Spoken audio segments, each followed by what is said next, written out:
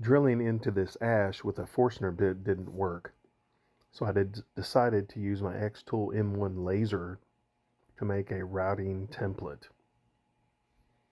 I used hot glue and a guide bushing on my DeWalt router to make my circles into the end grain ash table legs. Then what I did was thread my threaded inserts. You screw those in, and then they support a 1/4-inch leveler. This works well and leaves a very good finish.